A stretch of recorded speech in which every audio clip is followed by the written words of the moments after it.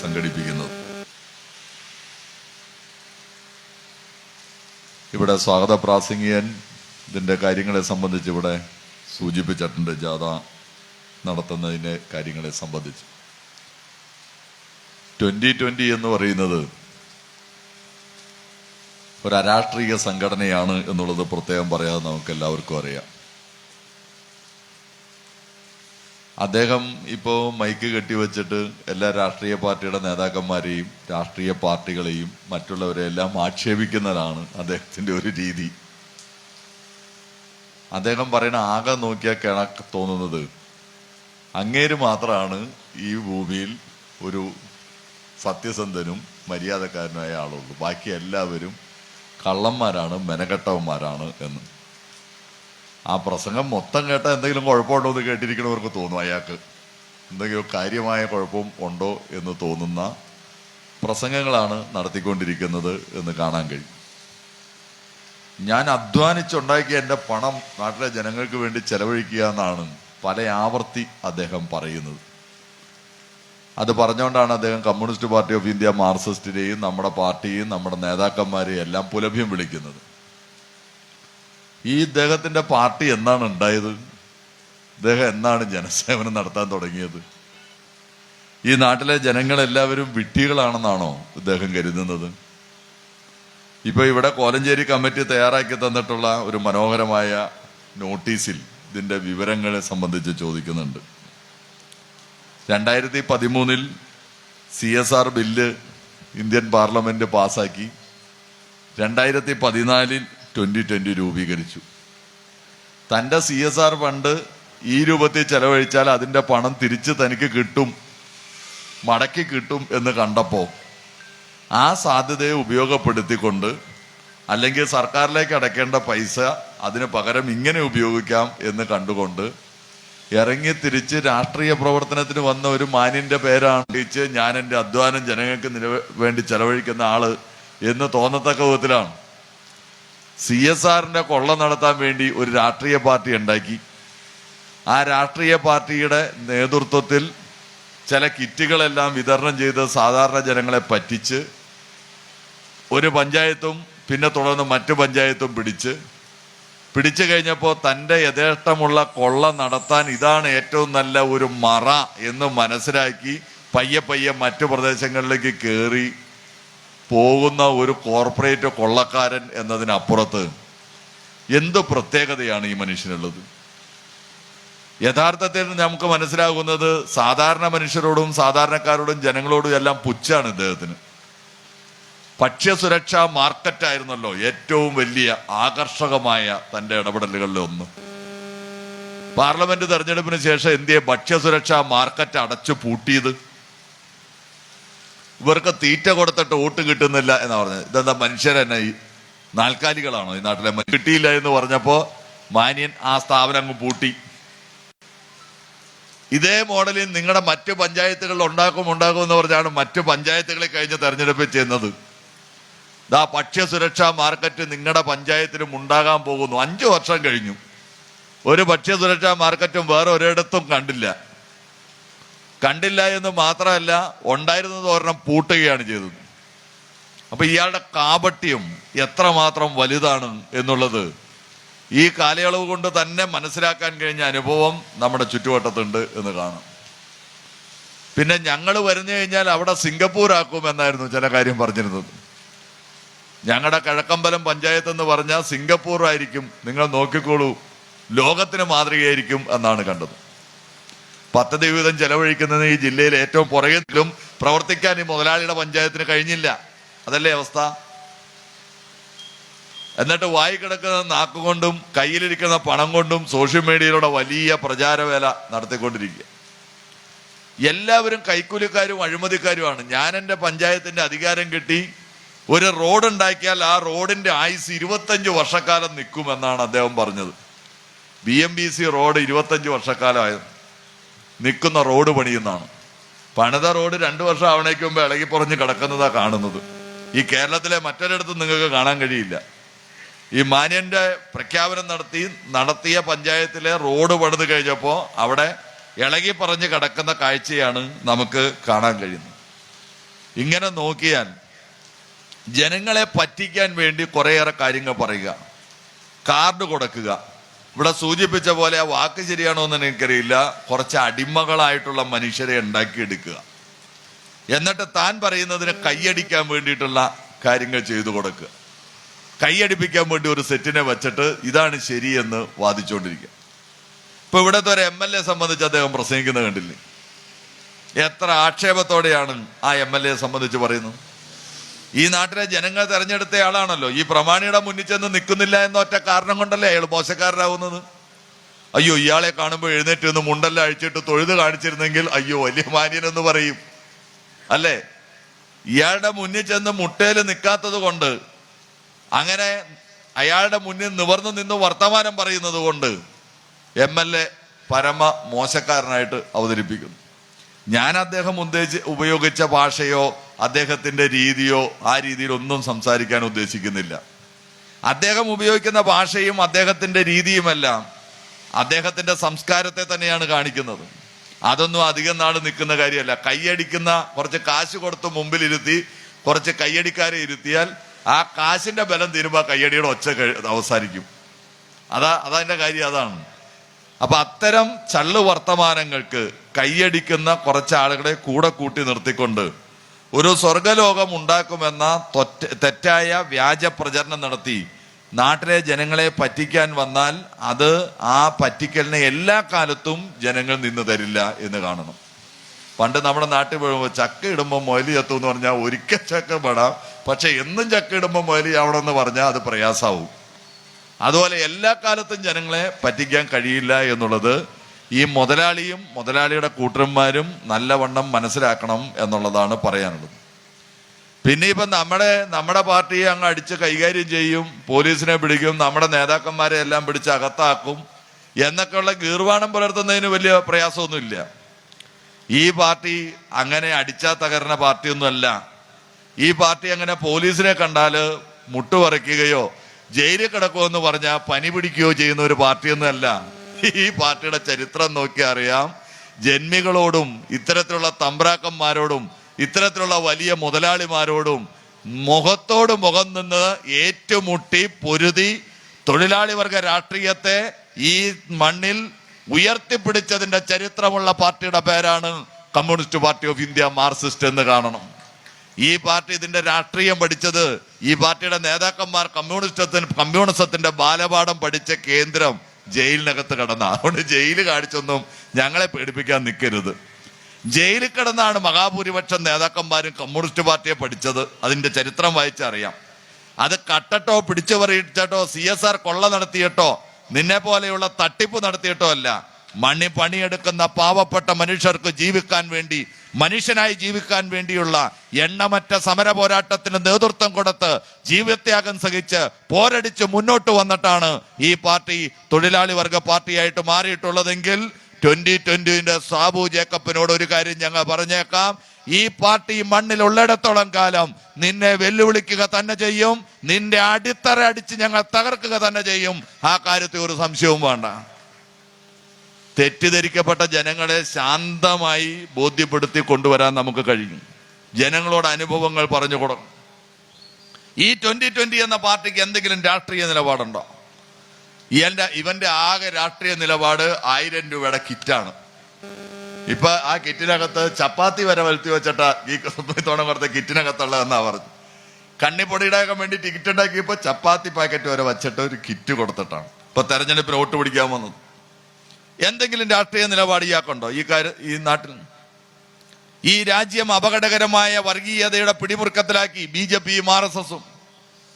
ഒരു ഭാഗത്ത് മുസ്ലിങ്ങളെ കൊല്ലുന്നു, ഒരു ഭാഗത്ത് ക്രിസ്ത്യാനികളെ ആക്രമിക്കുന്നു, മറ്റൊരുത്ത് ദളിതരെയും പിന്നോക്കക്കാരെയും ആക്രമിക്കുന്നു, ജനാധിപത്യ വിശ്വാസികളെ തകർക്കുന്നു. തെരഞ്ഞെടുപ്പ് പ്രക്രിയ പോലും അട്ടിമറിച്ചുകൊണ്ട് വോട്ടർ പട്ടികയിൽ നിന്ന് ലക്ഷക്കണക്കിന് ആളുകളെ വെട്ടിമാറ്റുന്നു. എന്താ 2020 മുതലാളിയുടെ അഭിപ്രായം? ഈ BJP രാജ്യം ഭരിക്കുന്ന BJPയോടുള്ള അഭിപ്രായം എന്താണ്? ഒരു രാഷ്ട്രീയ പാർട്ടി എന്ന് പറഞ്ഞാൽ ഒരു ചപ്പാത്തി കിറ്റ് കൊടുക്കലല്ലോ അതിന്റെ ദൗത്യം. ഈ രാജ്യത്ത് ഉയർന്നു വരുന്ന പ്രശ്നങ്ങളെ സംബന്ധിച്ച് അവരുടെ നിലപാടുകൾ വേണ്ടേ, അവരുടെ അഭിപ്രായങ്ങൾ വേണ്ടേ, ഒരു നാടിനെയും രാജ്യത്തെയും സംരക്ഷിക്കാനുള്ള സമീപനം വേണ്ടേ? ഈ വർഗീയ രാഷ്ട്രീയ സംഘടന രാജ്യത്ത് പിടിമുറുക്കി RSSനോടുള്ള ഇവരുടെ സമീപനം എന്താണ്? BJPയോടുള്ള സമീപനം എന്താണ്? കമാന്നൊരക്ഷരം മിണ്ടുന്നില്ലല്ലോ മോലാളി. എന്താ മോലാളി മിണ്ടാത്തതിലും മറ്റും ഉള്ള ഒരു പാർട്ടിയെ സംബന്ധിച്ച് ഞാൻ എന്തൊരു അഭിപ്രായം പറയണമെന്ന്? എടോ മാനിയ, ആ പാർട്ടി രാജ്യം ഭരിക്കുന്ന പാർട്ടിയല്ലേ ഇന്ന്? ഈ ഇന്ത്യക്കകത്തല്ലേ കേരളം എന്ന സംസ്ഥാനം? കേരളം എന്ന സംസ്ഥാനത്തിന് വേണ്ടുന്ന സാമ്പത്തിക വിഹിതം ഉൾപ്പെടെ വെട്ടിക്കുറയ്ക്കുന്ന സമീപനം സ്വീകരിക്കുന്ന കേന്ദ്ര സർക്കാരിനെതിരെ നിലപാട് പറയണ്ടേ? അതോ ചപ്പാത്തി പൊതിയുടെ കാര്യം മാത്രമാണോ പറയേണ്ടത്? ഈ മലയാളികൾക്കെതിരെയുള്ള സന്ദേശം ഇപ്പൊ നാട്ടിലെ ജനങ്ങൾക്ക് എല്ലാവർക്കും അറിയാം.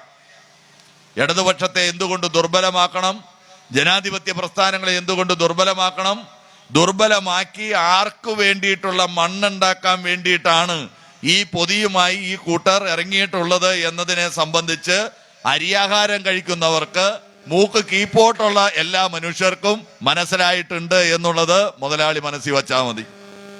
അത് മനസ്സിലാക്കിയത് കൊണ്ടാണ് 2020 ഉൾപ്പെടെയുള്ള നിരവധിയായ പ്രവർത്തകർ ഇപ്പൊ പുറത്തേക്ക് വരാൻ തുടങ്ങിയത്.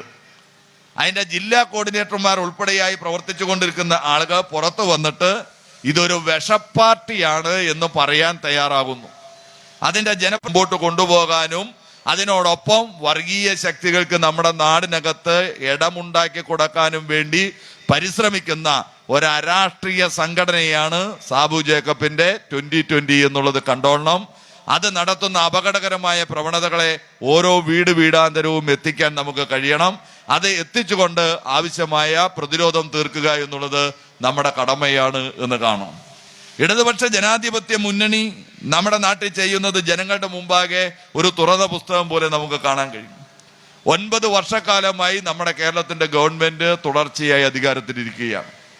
കേരളത്തിന്റെ മതനിരപേക്ഷതയെ സംരക്ഷിക്കാൻ ഏറ്റവും ശക്തമായ നിലപാടുകൾ സ്വീകരിക്കുന്നതോടൊപ്പം ഈ നാട്ടിലെ സാധാരണ ജനങ്ങളുടെ താല്പര്യങ്ങളെ സംരക്ഷിക്കാനും അവരുടെ ജീവിതത്തെ പടുത്തുയർത്താനുമുള്ള പ്രവർത്തനമാണ് കേരളത്തിലെ ഇടതുപക്ഷ ജനാധിപത്യ മുന്നണി അതിന്റെ നേതൃത്വത്തിലുള്ള ഗവൺമെന്റ് ചെയ്യുന്നത് എന്നുള്ളത് കാണാം. എത്ര മാതൃകകൾ ഈ കേരളത്തിൽ തീർത്തു നമ്മൾ. കേരളം രൂപം കൊണ്ടത് മുതൽ നാളിതുവരെയുള്ള ചരിത്രത്തിൽ ഈ കഴിഞ്ഞ 9 വർഷക്കാലത്തിനിടയിൽ ശ്രദ്ധേയമായ എത്രയെല്ലാം മാറ്റങ്ങൾ ഈ കേരളത്തിനകത്ത് കൊണ്ടുവന്നു. സിംഗപ്പൂരാക്കുമെന്ന് പ്രഖ്യാപനം നടത്തിയ മുതലാളിയെ പോലെയല്ല, പ്രകടന പത്രികയിൽ പറഞ്ഞ കാര്യങ്ങൾ ഓരോന്നോരോന്നായി നടപ്പാക്കുന്ന സമീപനമാണ് കേരളത്തിലെ ഇടതുപക്ഷ ജനാധിപത്യ മുന്നണി സ്വീകരിച്ചത് എന്നുള്ളത് കാണാൻ കഴിയും. സഖാവ് പിണറായിയുടെ ഗവൺമെന്റ് സ്വീകരിച്ചത് എന്നുള്ളത് കാണാൻ കഴിയും. ഇപ്പൊ നോക്കൂ, ഈ നവംബർ മാസം 1-ാം തീയതി കേരളത്തിന്റെ മുഖ്യമന്ത്രി ഈ കേരളത്തോടും രാജ്യത്തോടും പ്രഖ്യാപിക്കുകയാണ്, ലോകത്തോട് പറയുകയാണ്. എന്താണ് പ്രഖ്യാപിക്കാൻ പോകുന്നത്? അതിദരിദ്രരില്ലാത്ത സ്റ്റേറ്റായി കേരളം മാറി എന്നതിന്റെ പ്രഖ്യാപനമാണ്. അതിദരിദ്രരില്ലാത്തവരുടെ സ്റ്റേറ്റായി മാറി. ഇയാളുടെ ഭക്ഷ്യസുരക്ഷാ മാർക്കറ്റും അതുപോലെ ചപ്പാത്തി പൊതിയുമായി വീട് കയറുമ്പോൾ ഈ കേരളം ലോകത്തോട് പറയുകയാണ് അതിദരിദ്രരില്ലാത്ത സ്റ്റേറ്റായി ഈ സ്റ്റേറ്റ് മാറി എന്ന്. എന്താ അങ്ങനെ പറയാൻ കാരണം? നീതി ആയോഗിന്റെ കണക്ക് പുറത്തു വന്നപ്പോൾ രാജ്യത്തെ മഹാഭൂരിപക്ഷം സംസ്ഥാനങ്ങളും പട്ടിണി കിടക്കുന്നവരുടെ കണക്കിലായിരുന്നു. ഇപ്പൊ തെരഞ്ഞെടുപ്പ് നടക്കാൻ പോകുന്ന ബീഹാറിൽ പകുതി മനുഷ്യർ പട്ടിണി കിടക്കുക. ഏറ്റവും കൂടുതൽ ജനങ്ങളുള്ള ഉത്തർപ്രദേശിൽ 40% പട്ടിണിക്കകത്താണ്. പ്രധാനപ്പെട്ട സംസ്ഥാനങ്ങളിലെല്ലാം പട്ടിണി കിടക്കുന്നതിന്റെ കണക്ക് നമ്മുടെ നാട്ടിനകത്ത് നിൽക്കുകയാണ്. ആ കണക്കിനെ അടിസ്ഥാന രേഖയാക്കിക്കൊണ്ട് കേരളത്തിനകത്തെ പട്ടിണി കിടക്കുന്ന അതിദരിദ്രരുടെ കണക്കെടുത്തു കഴിഞ്ഞപ്പോൾ 64,006 കുടുംബങ്ങൾ കേരളത്തിനകത്ത് പട്ടിണി കിടക്കുന്നവരുണ്ടായിരുന്നു. കേരളത്തിന്റെ മുഖ്യമന്ത്രി പറഞ്ഞത് ആ പട്ടിണി കിടക്കുന്നവരുടെ പട്ടിണി മാറ്റി അവരെ ആ ദാരിദ്ര്യത്തിന്റെ നിത്യകയത്തിൽ നിന്നും മാറ്റിയെടുക്കാൻ ആവശ്യമായ പ്രവർത്തനം നമ്മൾ സംഘടിപ്പിക്കണമെന്നാണ്. കഴിഞ്ഞ 4 വർഷമായി കേരളത്തിന്റെ ഗവൺമെന്റ് ജാഗ്രതയോടെയുള്ള പ്രവർത്തനം നടപ്പാക്കി. അവർക്കെല്ലാവർക്കും ഭക്ഷണം 3 നേരം ഉറപ്പാക്കി. അവർക്ക് കയറിക്കിടക്കാൻ വീട് ഫസ്റ്റ് പ്രയോറിറ്റി കൊടുത്ത് വീട് നിർമ്മിച്ചു കൊടുത്തു. ആ കുടുംബങ്ങളിലെ ഒരാൾക്ക് സ്ഥിര വരുമാനമുള്ള തൊഴിൽ കൊടുക്കാൻ ആവശ്യമായ സമീപനം എടുത്തു. വോട്ട് കിട്ടാത്തതുകൊണ്ട് ഭക്ഷ്യ മാർക്കറ്റ് അടച്ച പോലെ ചെയ്യുകയല്ല കേരളത്തിൽ ചെയ്തത്. ഞങ്ങൾക്ക് വോട്ട് കിട്ടിയില്ല അതുകൊണ്ട് അടക്കട എന്ന് പറഞ്ഞ പോലെ ചെയ്യുകയല്ല ചെയ്തത്. കൃത്യമായ ഇടപെടൽ നടത്തി ഈ പാവപ്പെട്ട മനുഷ്യരെ പട്ടിണിയുടെ കയത്തിൽ കിടന്ന 64,006 വരുന്ന കുടുംബങ്ങളെ ആ പട്ടിണിയിൽ നിന്നും മാറ്റി കേരളത്തിന്റെ മുഖ്യമന്ത്രി നവംബർ മാസം 1-ാം തീയതി കേരളപ്പിറവി ദിനത്തിൽ ഈ കേരളത്തിൽ നിന്നുകൊണ്ട് അഭിമാനത്തോടെ വിളിച്ചു പറയുന്നു, ഈ രാജ്യത്തോടും ലോകത്തോടും വിളിച്ചു പറയുന്നു, പട്ടിണിയില്ലാത്ത പ്രദേശം എന്ന നിലയിൽ സോവിയറ്റ് ചൈനയ്ക്ക് ശേഷം ഈ ലോകത്തിനകത്തൊരു പ്രദേശം ഉണ്ടാകുന്നു. ആ നാടിന്റെ പേരാണ് ദൈവത്തിന്റെ സ്വന്തം നാടെന്ന് വിശേഷിപ്പിക്കപ്പെടുന്ന ഈ കേരളം എന്ന് ഞങ്ങൾ വിളിച്ചു പറയും. ഇതാണ് രാഷ്ട്രീയ ഇച്ഛാശക്തിയുള്ള ഇടപെടൽ. അതിന് രാഷ്ട്രീയം വേണം, പ്രത്യയശാസ്ത്രം വേണം, കാഴ്ചപ്പാടുകൾ വേണം. അല്ലാണ്ട് 2020 മുതലാളിയുടെ ഈ കിറ്റിന്റെ കാര്യം മാത്രം മതിയാകില്ല. കേരളത്തിന്റെ ഗവൺമെന്റ് നോക്കൂ നിങ്ങൾ, കയറിക്കിടക്കാൻ വീടില്ലാത്ത എല്ലാവർക്കും വീട്. ഇതാ ഇവിടെ മുതലാളി ഒരു ഗോഡ്സ് വില്ല പടുത്തത് കാണുകയുണ്ടായി. 600 സ്ക്വയർ ഫീറ്റ് അല്ലെ, 600 സ്ക്വയർ ഫീറ്റിന്റെ വീടിന് 13 ലക്ഷം രൂപ, 14.5 ലക്ഷം രൂപ. നിങ്ങൾ നോക്കൂ, മുതലാളിയുടെ സിംഗപ്പൂർ മുതലാളിയുടെ വീടാ. 600 സ്ക്വയർ ഫീറ്റിന് 14.5 ലക്ഷം രൂപ.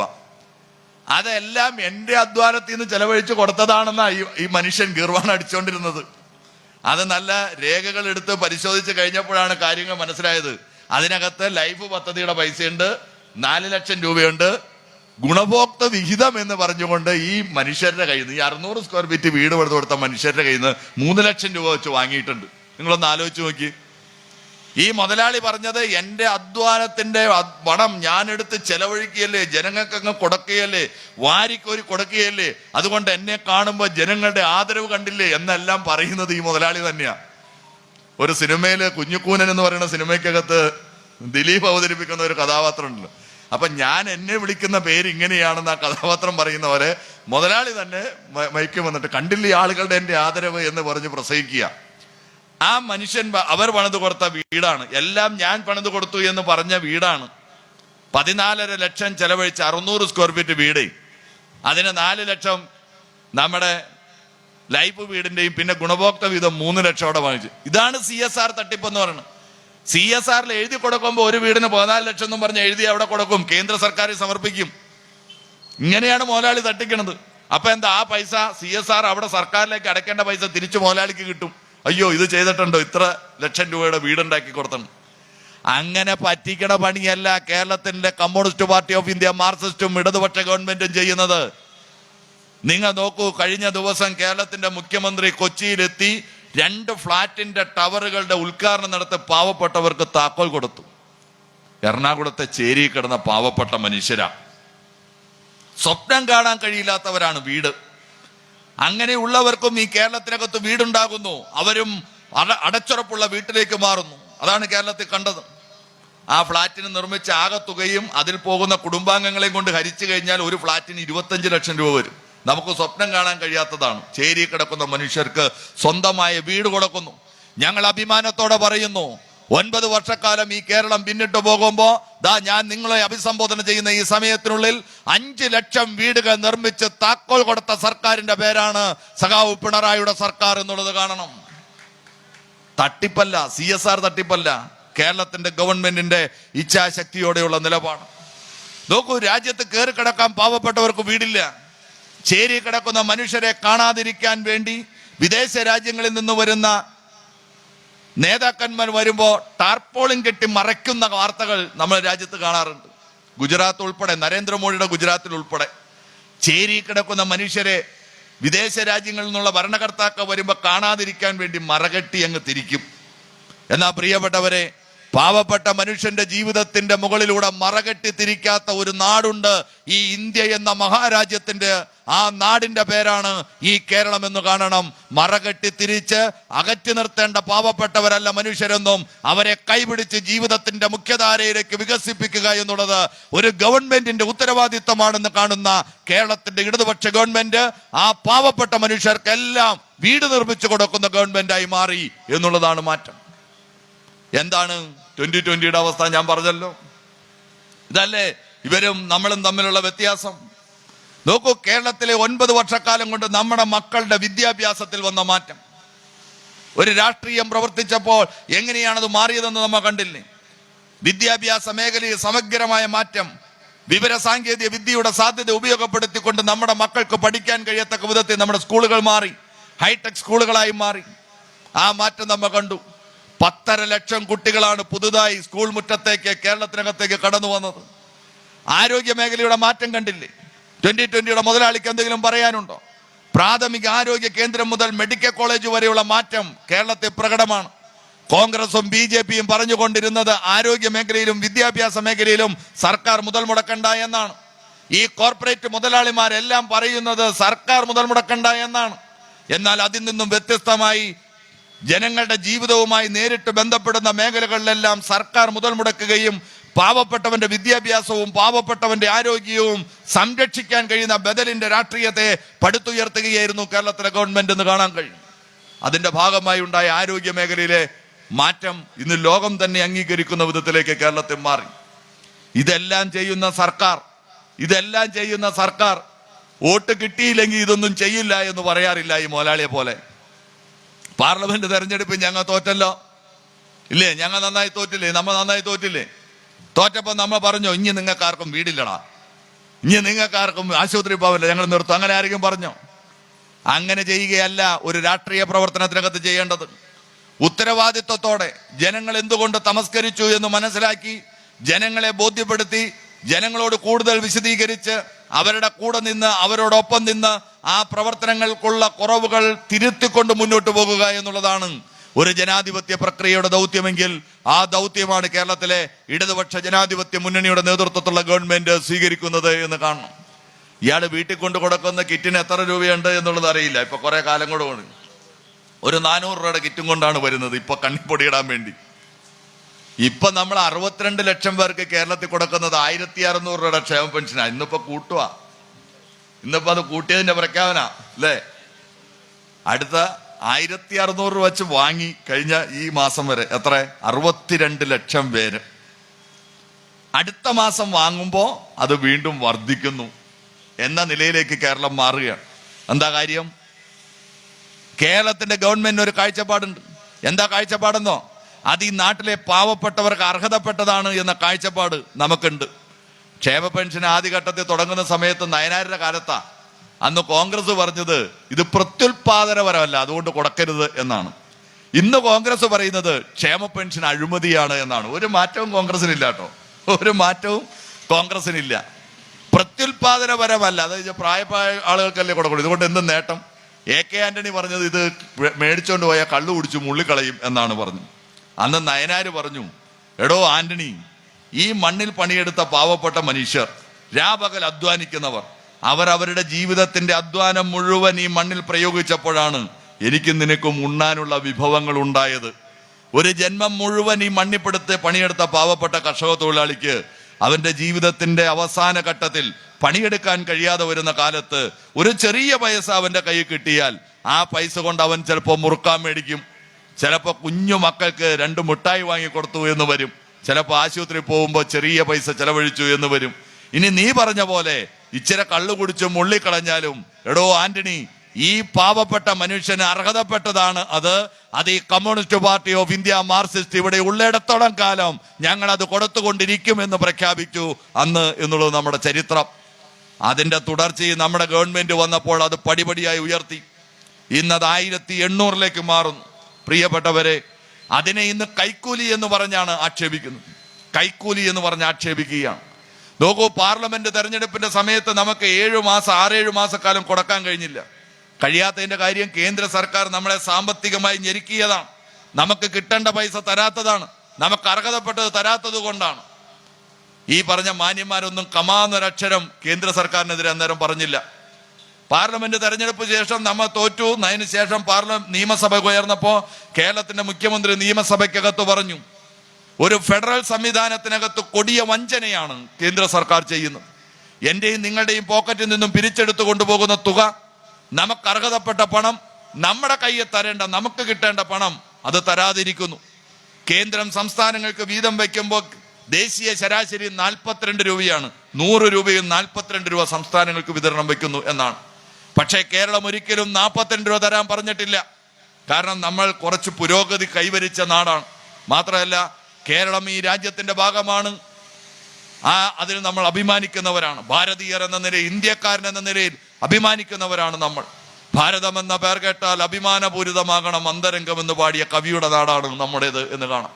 അതുകൊണ്ട് ഞങ്ങൾ പറഞ്ഞു, ഞങ്ങളുടെ കയ്യിൽ നിന്ന് കൊണ്ടുപോകുന്ന പണം ഉപയോഗപ്പെടുത്തി ബീഹാറിലെയോ ഉത്തർപ്രദേശിലെയോ ഹരിയാനയിലോ മറ്റേതെങ്കിലും പ്രദേശത്തിലെ നാട്ടിലെ പാവപ്പെട്ടവന്റെ ജീവിതം അഭിവൃദ്ധിപ്പെടുമെങ്കിൽ ഞങ്ങൾ അതിനെതിരല്ല. അതുകൊണ്ട് 100 രൂപ കൊണ്ടുവരുമ്പോൾ 42 രൂപ ഞങ്ങൾക്ക് വേണ്ട.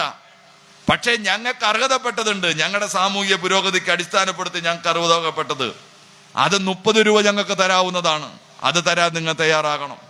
വേണ്ട 26 തരാൻ തയ്യാറാകണം. തയ്യാറായില്ല. ഈ കേന്ദ്ര സർക്കാർ വീതം വെച്ച് കൊടുത്തു കഴിഞ്ഞപ്പോൾ 14 രൂപ 15 രൂപ തികച്ച് നമുക്ക് തരുന്നില്ല. അപ്പോഴാണ് നമ്മൾ പറഞ്ഞത് കൊടിയ വഞ്ചനയാണ് ഈ ചെയ്യുന്നത്. ഞങ്ങളുടെ നാട് നേടിയെടുത്ത അഭിവൃദ്ധിയെ മുന്നോട്ട് കൊണ്ടുപോകാൻ അനുവദിക്കാതെ അതിനെ തകർക്കുക എന്ന ലക്ഷ്യമാണ് ഇവർക്കുള്ളത്. അതിനെതിരെ മലയാള നാട് ഒന്നടങ്കം നിന്ന് പ്രതിരോധിക്കണം എന്ന് നമ്മൾ ആവശ്യപ്പെട്ടു. കേരളത്തിന്റെ മുഖ്യമന്ത്രിയുടെ നേതൃത്വത്തിൽ ഡൽഹിയിൽ സമരത്തിന് പോയി.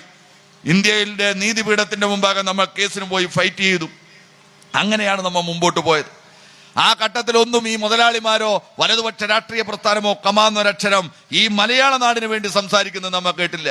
നരേന്ദ്രമോദി നിങ്ങൾ ചെയ്യുന്നത് തെറ്റാണ് എന്ന് ഈ ചപ്പാത്തി കിറ്റുകാരൻ പറഞ്ഞ് നമ്മൾ കേട്ടില്ല കേട്ടോ. നരേന്ദ്രമോദി നിങ്ങൾ മലയാളിയോട് ചെയ്യുന്നത് ദ്രോഹമാണ് എന്ന് ഈ മുതലാളി പറയുന്നത് നിങ്ങൾ കേട്ടോ? അവിടെ കേട്ടിട്ടില്ല. ആ കാര്യം ചൂണ്ടിക്കാണിച്ചുകൊണ്ട് പോരടിക്കുന്നു നമ്മൾ തന്നെയായിരുന്നു എന്ന് കാണാം.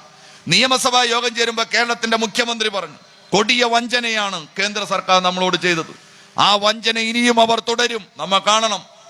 എന്നാൽ എത്രയവർ വഞ്ചിച്ചാലും ഈ കേരളത്തിലെ ഇടതുപക്ഷ ഗവൺമെന്റ് ഈ നാട്ടിലെ പാവപ്പെട്ട ജനങ്ങൾക്ക് വേണ്ടി ചെയ്യുമെന്ന് പറഞ്ഞ കാര്യങ്ങളൊന്നും ചെയ്യാതെ പോകുന്ന അവസ്ഥ നാളെ ഉണ്ടാകാൻ പാടില്ല. അതിന്റെ ജാഗ്രത നമ്മൾ പുലർത്തണമെന്ന് കേരളത്തിന്റെ മുഖ്യമന്ത്രി നിയമസഭയ്ക്കകത്ത് പറഞ്ഞു.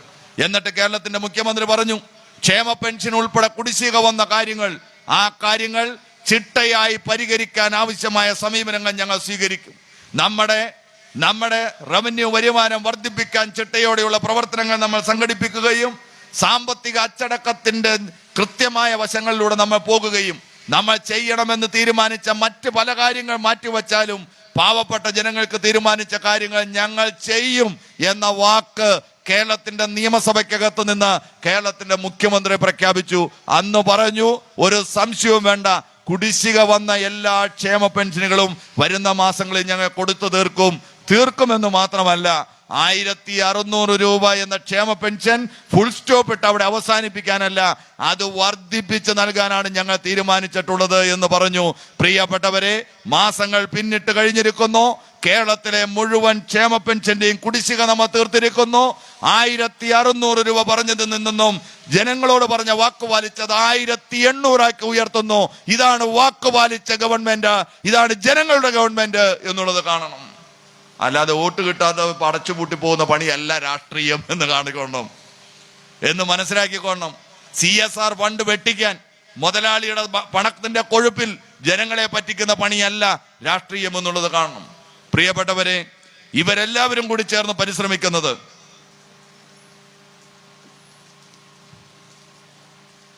ഈ മുതലാളിയും വലതുപക്ഷവും കോർപ്പറേറ്റുകളും എല്ലാം കൂടി ചേർന്ന് പരിശ്രമിക്കുന്നത് ഈ ഇടതുപക്ഷത്തെ തകർക്കാനാണ്, നമ്മുടെ പാർട്ടിയെ തകർക്കാനാണ്, നമ്മുടെ പാർട്ടി നേതൃത്വം കൊടുക്കുന്ന ഗവൺമെന്റിനെ തകർക്കാനാണ്. ഞങ്ങൾ ഈ നാട്ടിലെ ജനങ്ങളോട് ചോദിക്കുന്നു, മതനിരപേക്ഷതയ്ക്ക് കോട്ടം വരാതെ കാവലാളായി നിൽക്കുന്ന കമ്മ്യൂണിസ്റ്റ് പാർട്ടി ഓഫ് ഇന്ത്യ മാർക്സിസ്റ്റും ഇടതുപക്ഷ ഗവൺമെന്റും ഈ കേരളത്തിൽ പരാജയപ്പെടാൻ പാടുണ്ടോ? നമ്മ പരാജയപ്പെട്ടാൽ വർഗീയത പേക്കൂത്താടുന്ന കേരളത്തിന്റെ മണ്ണിനെ നമ്മൾ കാണേണ്ടി വരും. അന്ന് അതിനെ പ്രതിരോധിക്കാൻ ഈ മുതലാളി ഉണ്ടാകുമോ? നിങ്ങൾ ആലോചിക്കണം. ചപ്പാത്തി കിറ്റ് കൊണ്ടുവരുന്ന മുതലാളിയെ സംബന്ധിച്ച് ആലോചിക്കുമ്പോൾ ഒന്നാമത് ആലോചിക്കേണ്ട കാര്യം അതാണ്. മതസൗഹാർദ്ദത്തോടെ നമ്മൾ ജീവിക്കുന്നു ഈ നാട്ടിൽ. എന്റെയും നിങ്ങളുടെയും വീടുകൾക്കകത്ത് മക്കളുണ്ട്, അവർ വളർന്നു വരുന്നു. അവരും ഞാനും നിങ്ങളും അനുഭവിക്കുന്ന ജീവിത സൗകര്യങ്ങളോടെ ജീവിക്കേണ്ടവരാണ്. അതിന് സംരക്ഷണം മതനിരപേക്ഷ കേരളത്തെ സംരക്ഷിക്കുക എന്നുള്ളതാണ്. അതിന് ജീവൻ കൊടുത്തും ഈ നാടിനെ സംരക്ഷിക്കുന്നതാണ് നമ്മുടെ പ്രസ്ഥാനം എന്നുള്ളത് കാണാം. അതാണ് നമ്മുടെ ചരിത്രം എന്നുള്ളത് കാണാം. അതിനുവേണ്ടി രക്തസാക്ഷിത്വം വരിച്ചവരെ നമുക്ക് കാണാം, ജയിലിൽ കിടന്നവരെ, അടികൊണ്ടവരെ, നിരവധിയാർന്ന ആളുകളെ നമുക്ക് കാണാം. ആ പ്രസ്ഥാനം ഇല്ലാണ്ടായാൽ RSSനും BJPക്കും കേരളത്തിന്റെ വർഗീയവാദികൾക്കും കുത്തിമറയാൻ കഴിയുന്ന മണ്ണായി കേരളം മാറും. അന്നേരം അതിനെ ചെറുക്കാൻ ഈ മുതലാളി ഉണ്ടാവുമോ? നിങ്ങൾ ഗൗരവപൂർവ്വം ചിന്തിക്കണം. 2, ഈ നാട്ടിലെ സാധാരണ ജനങ്ങളുടെ മുദ്രാവാക്യം ഉയർത്തുന്നത് ഇടതുപക്ഷമാണ്. സാധാരണ ജനങ്ങളുടെ ജീവിതത്തിന്റെ യാഥാർത്ഥ്യത്തെയാക്കുന്നത് കേരളത്തിലെ ഇടതുപക്ഷമാണ്. ഞാൻ സൂചിപ്പിച്ചു, ഞാൻ പറഞ്ഞതിൽ എല്ലാത്തിനും പറയാത്തതിലും ഞാനും നിങ്ങളുമുണ്ട് എന്ന് കാണാൻ കഴിയും കേരളത്തിന്റെ ഗവൺമെന്റിന്റെ പ്രവർത്തനങ്ങൾ. പട്ടിണിയില്ലാത്തവരുടെ നാട്, പാവപ്പെട്ടവർക്ക് വേണ്ടിയിട്ടുള്ളതാണ്. കയറിക്കിടക്കാൻ എല്ലാവർക്കും വീട്, എല്ലാവർക്കും ആരോഗ്യത്തിന്റെ സംരക്ഷണം. നിങ്ങൾ നോക്കൂ, നമ്മൾ നടത്തുന്ന ഓരോ പ്രവർത്തനവും, ക്ഷേമ പെൻഷൻ, നമ്മുടെ തൊഴിൽ, അന്തസ്സോടെയുള്ള കൂലി, നമ്മുടെ ഓരോരുത്തരുടെയും ജീവിതം, ഇതെല്ലാം നമുക്കുണ്ടാകുന്നത് ഇടതുപക്ഷ രാഷ്ട്രീയത്തിന്റെ കാഴ്ചപ്പാടിൽ കമ്മ്യൂണിസ്റ്റ് പാർട്ടികൾ നടത്തിയ ഉജ്ജ്വലങ്ങളായ സമര പോരാട്ടങ്ങളുടെ ഭാഗമായി ഉയർത്തെഴുന്നേറ്റ് വന്ന കേരളത്തിന്റെ സാമൂഹ്യ അന്തരീക്ഷത്തിലാണ് എന്നുള്ളത് നമ്മൾ കാണണം. എന്തേ മറ്റു സംസ്ഥാനങ്ങളിൽ നിന്നും ഇവരെല്ലാം ഭരിക്കുന്ന കോൺഗ്രസും BJP അടക്കി ഭരിക്കുന്ന സംസ്ഥാനങ്ങളിൽ നിന്നും തൊഴിലെടുക്കാൻ ഇങ്ങോട്ട് ആളുകൾ വരുന്നു? അവന്റെ നാട്ടിൽ കൂലിയില്ല, അവർക്കിത് ഗൾഫാണ്. നമ്മുടെ നാട് ഗൾഫാണ്. നമ്മുടെ നാട്ടിലെ എല്ലാ കുട്ടികൾക്കും വിദ്യാഭ്യാസം ഉണ്ടാകുന്നു. കോൺഗ്രസും BJPയും അടക്കി ഭരിച്ച രാജ്യത്തെ മറ്റു പല സംസ്ഥാനങ്ങൾക്കകത്തെയും കുട്ടികൾക്ക് എന്താ ഇപ്പോഴും വിദ്യാഭ്യാസം കിട്ടുന്നില്ല? കുഞ്ഞുങ്ങൾ ജനിച്ചു വീഴുമ്പോൾ ഉണ്ടാകുന്ന മരണനിരക്കിൽ അമേരിക്കയേക്കാൾ മുകളിലാണ് കേരളം. എന്നാൽ രാജ്യത്തെ മറ്റ് സംസ്ഥാനങ്ങളിൽ ജനിക്കുന്ന കുഞ്ഞുങ്ങൾ മരിക്കുന്നതിന്റെ തോത് ഭീകരമാണ്. അപ്പൊ കേരളം നേടിയെടുത്ത നേട്ടങ്ങൾ ഈ പുരോഗമന ഇടതുപക്ഷ രാഷ്ട്രീയത്തിന്റെ കരുത്തിലാണ് എന്ന് കാണാൻ കഴിയും. എന്നാൽ ആ പുരോഗമന ഇടതുപക്ഷ രാഷ്ട്രീയ പ്രസ്ഥാനങ്ങളെയും അത് നേതൃത്വം കൊടുക്കുന്ന ഗവൺമെന്റിനെയും വളഞ്ഞിട്ട് ആക്രമിക്കുക, അതിനെ തകർക്കുക, ഇല്ലായ്മ ചെയ്യുക എന്നുള്ളതാണ് 2020 എന്ന മുതലാളിയുടെയും ഈ കേരളത്തിലെ വലതുപക്ഷ വർഗീയ ശക്തികളുടെയും ലക്ഷ്യം എന്നുള്ളത് കാണണം. ആ ലക്ഷ്യത്തിന്റെ മുന്നിൽ ഒരു ചപ്പാത്തി പാക്കറ്റ് മേടിച്ച് നമ്മുടെ വജ്രായുധമായ വോട്ട് രേഖപ്പെടുത്തി ഇവനെ പന പോലെ വളരാൻ അനുവദിച്ചാൽ അത് നമ്മുടെ തന്നെ കുഴിമാന്നതിന് കാരണമായി തീരുമെന്ന തിരിച്ചറിവ് ഈ നാടിന്റെ ജനാധിപത്യ സമൂഹത്തിന് വേണം. അതുകൊണ്ടാണ് ഞങ്ങൾ ചോദിക്കുന്നത്, ഇവർക്ക് എന്താണ് രാഷ്ട്രീയ നിലപാട്, എന്ത് നിലപാടാണ് പറയാനുള്ളത് എന്ന്. ഞാൻ തരുന്നത് മേടിച്ചു കൊള്ളണം, ഞാൻ പറയുന്നത് കേട്ടുകൊള്ളണം, ഞാൻ പറയുന്നത് അനുസരിച്ചു കൊള്ളണം. ഇതാണ് മുതലാളിയുടെ തിട്ടൂരം. തെരഞ്ഞെടുക്കപ്പെട്ട ജനപ്രതിനിധികൾക്ക് സ്വസ്ഥമായി 2020യുടെ പ്രതിനിധിയായി തെരഞ്ഞെടുക്കപ്പെട്ട ജനപ്രതിനിധികൾക്ക് സ്വന്തമായി അഭിപ്രായം പറയാൻ അവകാശമുണ്ടോ? ഉണ്ടോ? ഇല്ലാന്നല്ലേ നമ്മുടെ അനുഭവം ഈ പഞ്ചായത്തുകളുടെ ഭരണം കണ്ടപ്പോ. മുതലാളി എന്തു പറയുന്നോ അത് നടപ്പാക്കണം എന്നുള്ളതല്ലേ സമീപനം. അപ്പൊ ഈ അപകടകരമായ അധികാരത്തിന്റെ ഭ്രാന്ത് പിടിച്ച പണത്തിന്റെ കൊഴുപ്പ് കൊണ്ട് എന്തും എന്റെ കാൽ കീഴിലിട്ട് ഞാൻ ചവിട്ടിയരയ്ക്കും എന്ന് പ്രഖ്യാപിക്കുന്ന ഈ രാഷ്ട്രീയ സംഘടനയെ ചെറുക്കുക എന്നുള്ളത് ഇന്നത്തെ ജനാധിപത്യ പൗരബോധമുള്ള മനുഷ്യരുടെ മുഖ്യ കടമയാണ് എന്ന് കാണണം.